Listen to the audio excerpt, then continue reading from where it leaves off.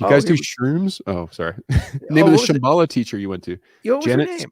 Janet Solingens, I believe. And there was Grace. And Grace, yeah. Yeah. She was great too. Janet was the kind of the main instructor, but yeah, very and I'm trying to think the director.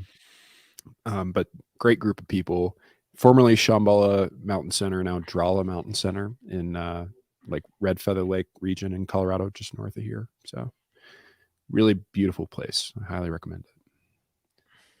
When a proper dev document. Mustafa's convinced he's going to keep spamming the chat until we address his question. When a proper dev document. Well, Mustafa, if you can give me a little bit more information about what you mean by dev document, I'm more than happy to address it. There you go. Yeah. Would you two consider AI art? That's an interesting aesthetic philosophy question. What do you think? I think that with a proper set of samples, I think the problem is that it oversamples from certain pieces of art. So I think that some artists look at some of this AI generated art and they say, that's exactly my style. And I think they have a strong argument. I think with maybe something like GPT-4, maybe some future generations, it'll be trained on even larger data sets. And I think there's more of an argument that it's actually novel. But I think sometimes it hits a little too close to an actual artist doing it by hand. But I think that some of it is really beautiful. I think you can't deny that there's some aesthetic value to it. But it's cool. Yeah, there was a big outrage at the Colorado State Fair because the art piece that won first prize was actually AI generated. Yeah. All the other artists were saying, "How dare you, man? How dare you?" And it's just like, yeah, well, that's the problem, is that AI can do so many things. And I'm a big believer in the centaur effect. And so you have humans and computers, and when they compete, computers are starting to win. Then you have humans with computers, and you put them together. And when those compete, they tend to beat the computer in all cases, because you get all the benefits of a human and all the benefits of a computer.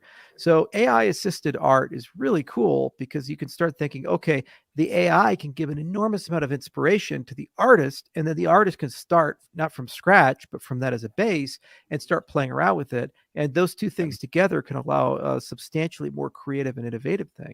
The other thing is the sample size of where the art can come from grows tremendously. So over time, you can go and say, you know what, I want to do like a Gothic 13th century, very aesthetic thing inspired by that cathedral architecture. But then I want to combine that with like African tribal art from Namibia, circa 19th century. But then I want to add some stuff from the Grampas, down in the Grouchos down in South America and Patagonia, and their whole artistic style in the 19th century. The vaqueros. Yeah. And then I'm going to connect that to the Chinese, during the Warring States period. And then also, I don't know, sprinkle some fucking French Impressionism and just put it all together, see what the fuck comes out.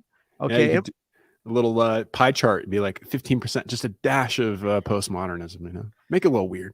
Yeah. Yeah. So it's just like AI generated music or any of these other things. And so AI assisted art is going to be dominating within 10 years. And if you're an artist, you must learn this if you want to stay relevant, because that's your competition now. You're going to be fighting centaurs.